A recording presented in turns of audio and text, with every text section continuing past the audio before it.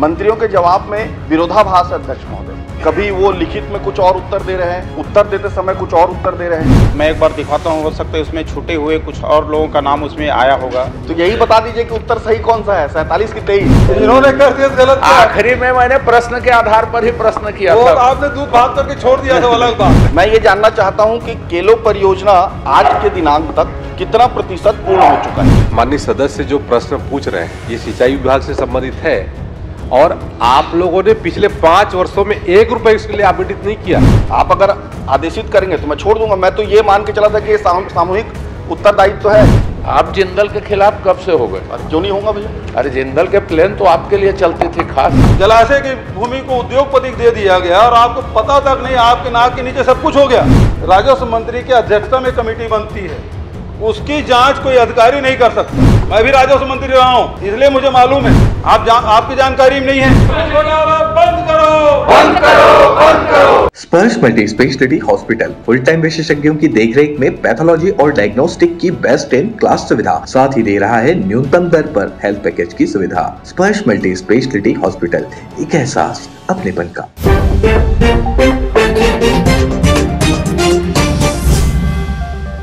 प्रश्न क्रमांक 1 श्री उमेश पटेल।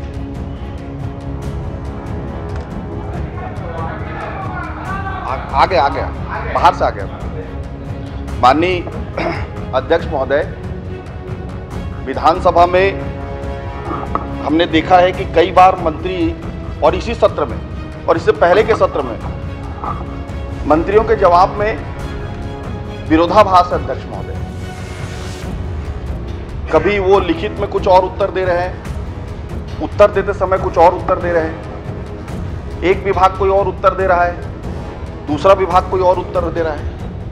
माननीय अध्यक्ष महोदय, आज के मेरे उत्तर में माननीय मंत्री जी ने कहा कि 23 प्रकरण लंबित हैं और ध्यानाकर्षण का उत्तर आया अध्यक्ष महोदय, जिसमें 47 प्रकरण लंबित है बताया गया है। अब मैं माननीय मंत्री से जानना चाहूंगा कि दोनों में से कौन सा उत्तर सही है।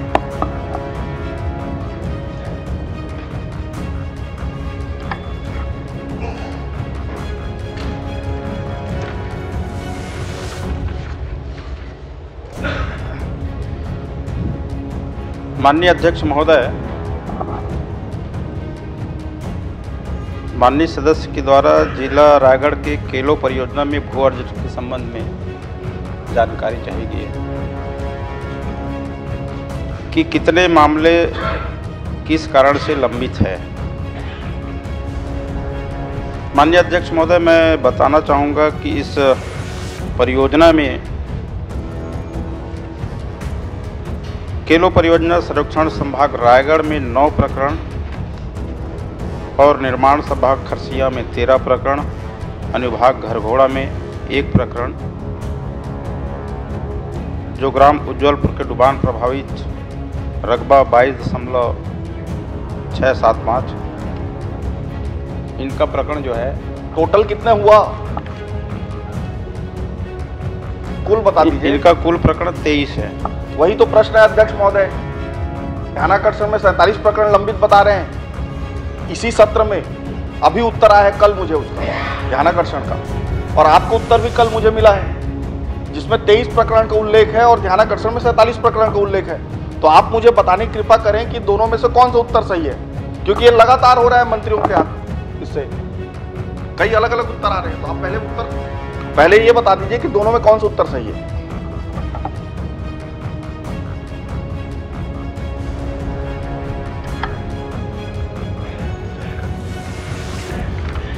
माननीय अध्यक्ष महोदय, जो जानकारी आई है विस्तृत रूप से कि किनका किस कारण से ये प्रकरण लंबित है, उसमें 23 प्रकरण है। तो आप कह रहे हैं कि ध्यानाकर्षण में गलत उत्तर दिया गया है। उसको मैं एक बार दिखाता हूँ, हो सकता है उसमें छूटे हुए कुछ और लोगों का नाम उसमें आया होगा। तो यही बता दीजिए कि उत्तर सही कौन सा है, 47 की 23? अभी उत्तर तो सही दोनों का समय देखिए, ये मुझे 9-3 को मिला है ध्यानाकर्षण का उत्तर। चर्चा तो उमेश जी जो प्रश्न लगा है उसी के आधार पर होगी। तो उसी के आधार पे हो रहा है। ध्यानाकर्षण कालातीत है। नहीं, इसी पे आधार हो रहा है। आप प्रश्न नहीं देख पाए अजय जी, पहले देख लीजिए। उसमें मैंने स्पष्ट पूछा है कितने प्रकरण प्रक्रियाधीन है। माननीय अध्यक्ष महोदय, कल माननीय अजय जी सवाल कर रहे थे, तो जो सरकार जो रिपोर्ट देती है वार्षिक प्रतिवेदन, उसका उल्लेख करते हुए प्रश्न आप खुद कर रहे थे, है ना? प्रश्न के आधार पे नहीं कर रहे थे। ये सही है, वो सही है, इन्होंने कर दिया गलत। आखिरी में मैंने प्रश्न के आधार पर ही प्रश्न किया वो था। आपने दूध भात करके छोड़ दिया था, अलग बात। नहीं, दूध बात नहीं किया। माननीय अध्यक्ष महोदय, मैं जो हाथ में दस्तावेज है वो माना जाएगा, वो ध्यानाकर्षण कालातीत है। माननीय अध्यक्ष महोदय, मैं आपसे चाहता हूं आप कृपया मेरे प्रश्न और उत्तर को एक बार देख लें। इसमें उन्होंने उत्तर दिया है अपने उत्तर में कि टोटल 23 प्रकरण लंबित है। इसमें उत्तर में आया है अध्यक्ष महोदय, और जो मेरे पास ध्यानाकर्षण के जरिए जानकारी आया है उसमें 47 इसी विधानसभा के मंत्रियों से ही आया है ये। तो मैं जानना चाहता हूं कि दोनों में से कौन सा उत्तर सही है, ताकि मैं आगे प्रश्न उस हिसाब से कर सकूं। अगर 23 है तो 23 के हिसाब से प्रश्न करूंगा, 47 है 47 के हिसाब से प्रश्न करूंगा। और ये व्यवहार लगातार है अध्यक्ष महोदय। मंत्री जी लिखित में कुछ और देते हैं, उत्तर कुछ और देते हैं, ये कई बार हो रहा है। या तो आप मुझे बता दें कि कौन से उत्तर को लेकर मैं आगे का प्रश्न बनाऊं। माननीय अध्यक्ष महोदय, माननीय सदस्य जो बता रहे हैं कि 47 उसमें जानकारी आई है, हो सकता है उसमें कुछ बिंदु और छूटा हो, किसी कारण से वो बढ़ा हो।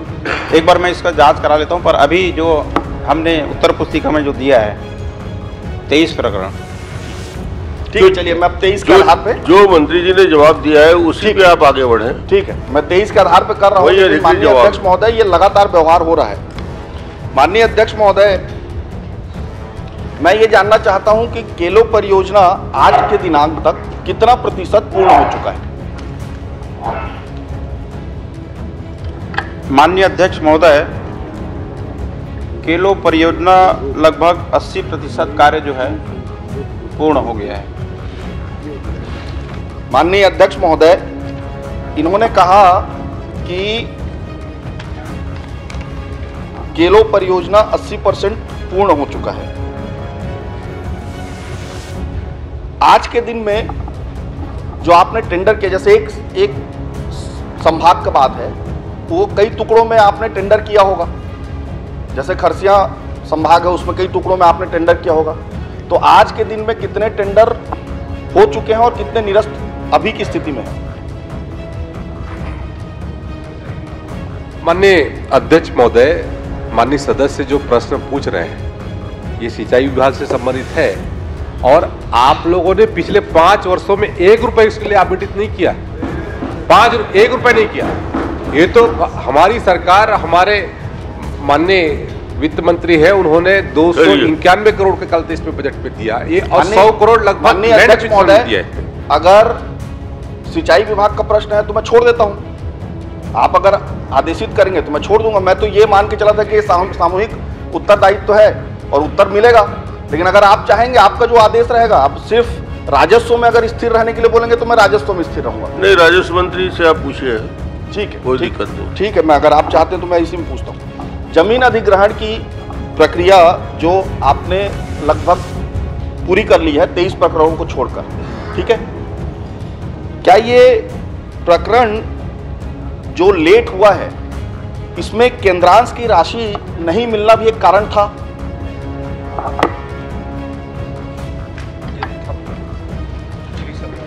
माननीय अध्यक्ष महोदय, ये केलो परियोजना जो है बहुत पुरानी परियोजना है, 2008-9 की परियोजना है,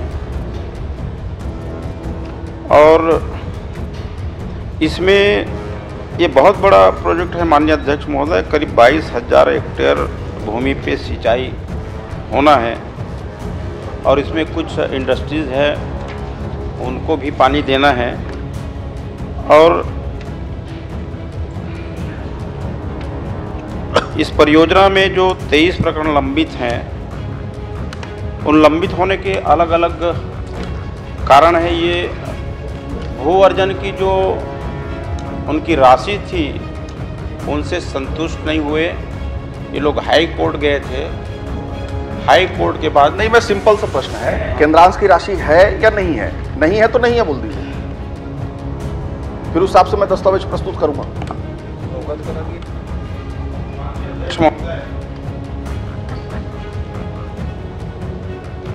भू अर्जन का काम राजस्व विभाग करता है, पर उस परियोजना को पूरा करना जल संसाधन विभाग का काम है। तो मैं स्पष्ट तौर से निवेदन करना चाहूँगा कि मैं उस जलाशय के बारे में भू अर्जन से रिलेटेड प्रश्न ही पूछता हूँ। क्या आपके संज्ञान में ऐसा कुछ बात आया कि जो केलो परियोजना के लिए भू अधिग्रहित जमीन थी उसको किसी इंडस्ट्री के नाम पे ट्रांसफर कर दिया गया? क्या आपके पास ऐसे कोई शिकायत या आपके संज्ञान में आया?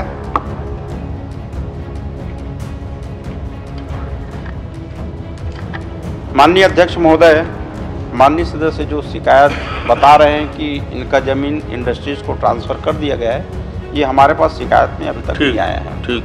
माननीय अध्यक्ष महोदय, मैं बताना चाहूंगा कि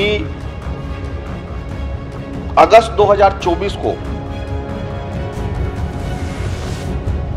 खसरा नंबर 5/2, 6/2, 7/1, 8/1, 8/2, 8/3 समेत 22 खसरों का जो जोरापाली है, जोरापाली गांव, इसमें जो अधिग्रहित था केलो परियोजना के लिए, उसे जिंदल इंडस्ट्रीज के नाम से ट्रांसफर कर दिया गया अध्यक्ष महोदय।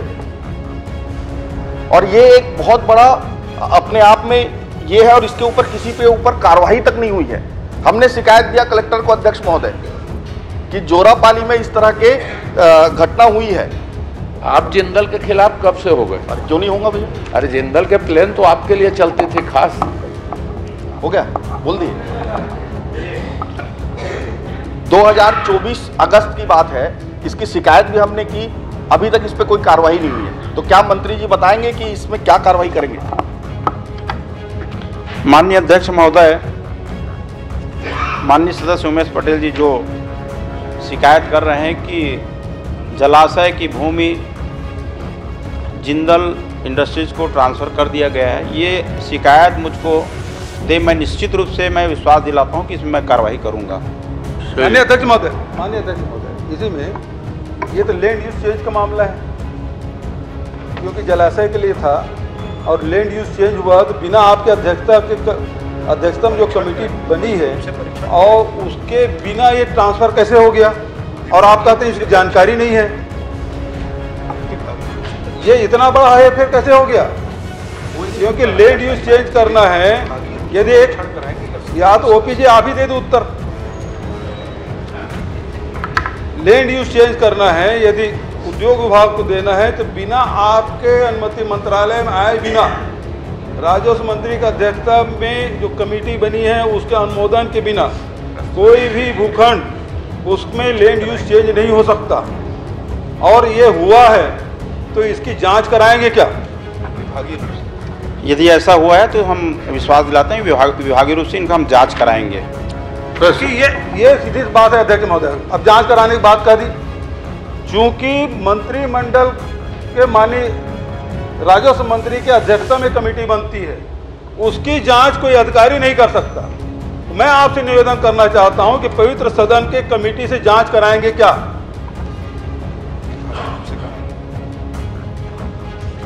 माननीय अध्यक्ष महोदय, ये शिकायत जो बता रहे हैं माननीय उमेश पटेल जी, उसका हम विभागीय रूप से अपना जांच कराएंगे। चलिए। माननीय अध्यक्ष महोदय, बहुत गंभीर मामला है, जमीन का मामला है और जमीन में अफरा तफरी हो रहा है, अधिकारी स्तर पे मिली भगत करके इस प्रकार से कर रहे हैं। तो आपसे निवेदन है, आप जांच कराने के लिए तैयार हैं, लेकिन आपके जांच कोई विभाग का अधिकारी कैसे करेगा? आपकी जांच कर सकते कोई विभाग का अधिकारी?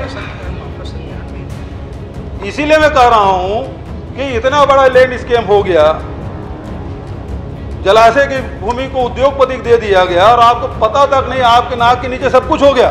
तो आपसे आग्रह है, इससे सदन की कमेटी से जांच कराएं।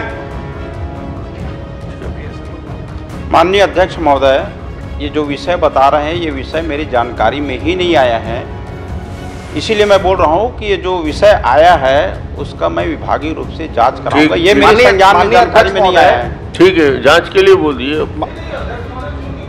ये मंत्रिमंडलीय जो उप समिति है उसके बिना चेंज हो ही नहीं सकता अध्यक्ष महोदय। पॉसिबल ही नहीं। मड़वा कांड हुआ, उसके बाद और मड़वा ताल का हुआ, और उसके बाद से तय हुआ मध्य प्रदेश के समय से जब भी जमीन के इस प्रकार से लैंड यूज चेंज होगा मंत्रिमंडल उप समिति से होगा। मैं भी राजस्व मंत्री रहा हूं, इसलिए मुझे मालूम है। और इसलिए चूंकि ये जमीन आप खुद कह रहे हैं खसरा नंबर बता रहे हैं, तो ये समिति से विधानसभा समिति से जांच कराने की घोषणा करें मंत्री जी। आपकी जानकारी में नहीं है, आपकी कोई संलिप्तता नहीं है, लेकिन ये चूंकि आपके विभाग में हुआ है इसलिए सदन की कमेटी से जांच होना चाहिए। माननीय अध्यक्ष महोदय, यही चीज मैं भी कह रहा हूं कि ये मेरी जानकारी में नहीं है, संज्ञान में आया नहीं है। और जो सदस्य बता रहे हैं कि ये खसरा नंबर को ट्रांसफर किए गए हैं, तो इसकी मैं विभागीय रूप से जांच माननीय अध्यक्ष महोदय श्री नीलकंठ टेकाम जी, हो गया। माननीय अध्यक्ष कमेटी महोदय से जांच करो, जांच कराओ। टेकाम जी, सदन की कमेटी से जांच करो, जांच करो, जांच करो, सदन की कमेटी से जांच करो, जांच करो, जांच करो, जमीन घोटाला बंद करो, बंद करो, बंद करो, बंद करो, जमीन घोटाला बंद करो, बंद करो, बंद करो, जमीन घोटाला बंद करो, बंद करो, बंद करो, सदन की समिति माननीय से अध्यक्ष जांच महोदय, करो, जांच करो, जांच करो, मेरा प्रश्न माननीय माननीय सहकारिता मंत्री से संबंधित है। संतुष्ट हम नहीं है और बहिर्गमन कर रहे हैं। खुश है तो कोई खुशी मना ले, छोटा बड़ा केक मंगा ले, संगम में मिलता है बढ़िया केक, संगम में मिलता है बढ़िया केक, तीरंदाज।